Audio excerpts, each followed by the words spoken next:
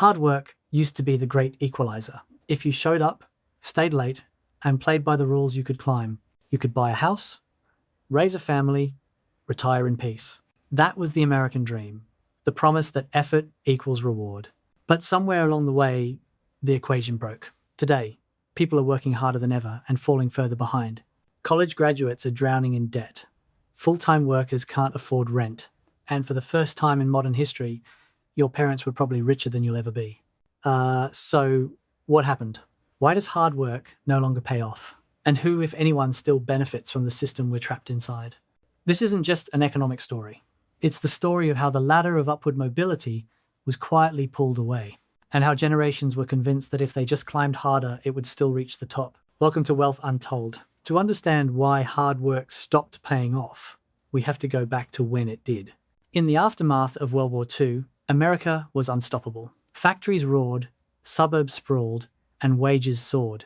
Between 1945 and 1975, productivity doubled, and so did pay. The median American family could live on a single income. One salary bought a house, a car, a vacation, and college for the kids. It wasn't a utopia, but it was a deal. If you worked hard, you could move up. This wasn't an accident, it was engineered. The New Deal of the 1930 seconds created a foundation of middle-class stability. Unions negotiated fair wages. The GI Bill sent veterans to college. Corporations offered pensions, and banks were tightly regulated. Upward mobility wasn't just a dream, it was an economic policy. But by the 1970 seconds, cracks began to form. The world was changing faster than the system built to contain it. The breaking point came quietly through oil shocks, inflation, and global competition. In 1971, President Richard Nixon made one decision that changed everything. He ended the gold standard, detaching the dollar from gold. Overnight, money was no longer tethered to something real. It became an idea. And ideas can be printed. Inflation surged and wages stagnated. But corporate profits, they soared. A new era began, financialization. Instead of making things, America started making money from money. Wall Street replaced Main Street as the center of gravity. Companies shifted from long-term growth to short-term gains. And the rich discovered something extraordinary. It's easier to make money by owning assets than by working for them. By the 1980 seconds, this philosophy had a name: Reaganomics. Taxes on the wealthy were slashed. Unions were crushed. Corporations were told that what's good for shareholders is good for America. Productivity kept rising, but wages flatlined. Between 1979 and today, worker productivity has grown by more than 60%, but average hourly pay, less than 17%. That gap, the space between what people produce and what they're paid, is where upward mobility died. But people didn't notice, at least, not right away. Because for decades, credit filled the void. When wages stopped growing, borrowing took their place. Credit cards, mortgages, student loans, debt became the new middle class. Banks and policymakers told Americans, you can still have the lifestyle your parents had, just finance it. And for a while, it worked. Home prices climbed. The stock market boomed. On paper, everyone looked richer, but it was an illusion built on leverage. When the 2008 financial crisis hit, that illusion shattered. Millions lost their homes, savings vanished overnight, yet the banks that caused the collapse were bailed out. The message was clear: hard work is fragile. Wealth, however, is protected. After 2008, a new economy emerged, one powered by technology, monopolies, and inequality. Tech promised disruption, freedom, and opportunity. But what it really created was consolidation. Amazon, Apple, Google, these aren't just companies, they're systems. They own the infrastructure of modern life servers, supply chains, information. And in this new digital economy, scale beats sweat. For the first time in history, human labor became optional.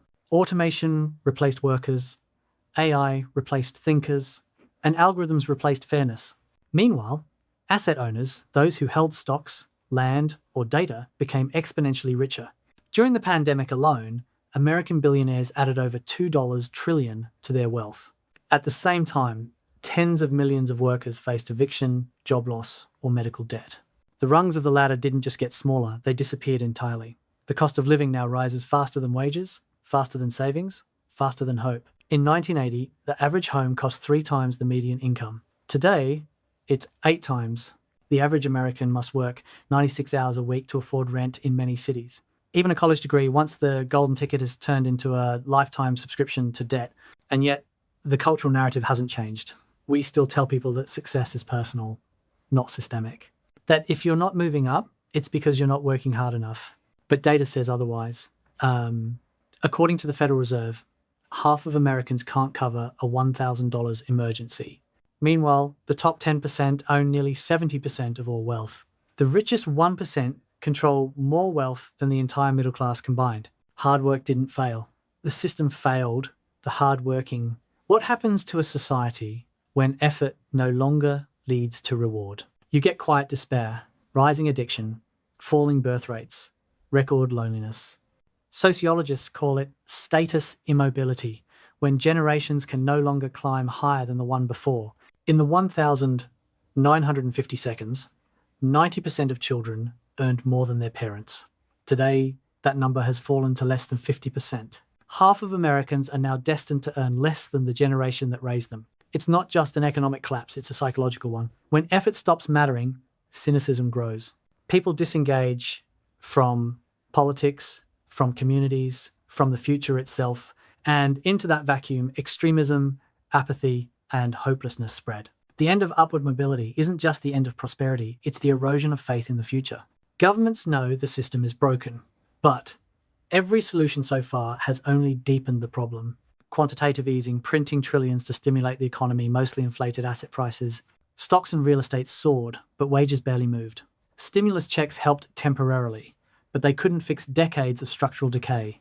Education reform promised opportunity, but tuition exploded. The average student now graduates with nearly $38,000 in debt, often for jobs that don't exist. And as central banks fight inflation with higher interest rates, the dream of homeownership fades even further away. It's like a loop. Every fix protects capital, not labor. Every bailout saves markets, not people. And so the very idea of hard work as a path to security becomes obsolete. We've seen this before. Rome, Britain, Spain. The same story, different centuries. Empires rise on merit and production and fall when rent-seeking replaces innovation. In late Rome, senators became landlords, not leaders. In 18th century Spain, gold from the New World made nobles rich but hollowed out the economy. In 19th century Britain, industrial power peaked before inequality shattered public trust. Every empire believed it was exceptional. Every empire thought its wealth was permanent. And yet, in every case, the moment work stopped paying off, collapse followed. Today, America's GDP is high, but its mobility index is among the lowest in the developed world. A child born poor in Denmark has twice the chance of rising up as one born poor in the United States. The patterns are repeating, and the warning lights are flashing. We are witnessing the birth of a modern aristocracy, an economy divided not by effort, but by access.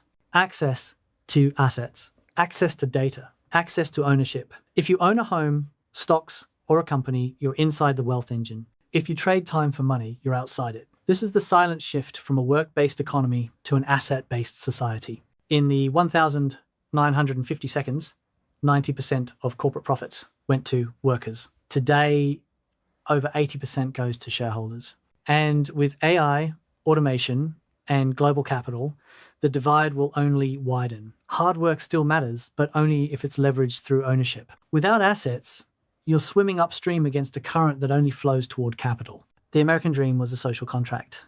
If you contribute, you'll prosper.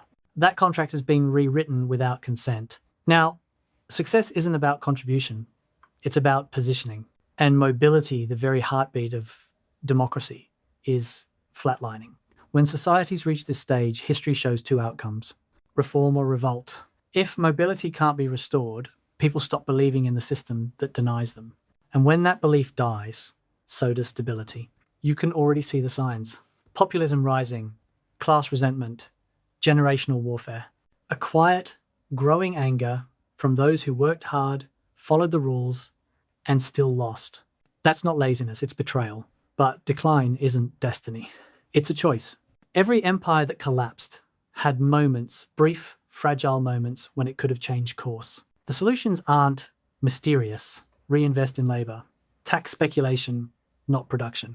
Reward creation, not extraction. Educate without debt, and rebuild a system where value, not leverage, decides wealth. But that requires more than policy. It requires belief. Belief that effort should matter again. Because if society stops rewarding work, work itself begins to erode. And with it, everything built on it. Takeaway 1.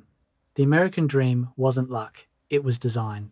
Government policy, strong labor, and fair finance made hard work valuable.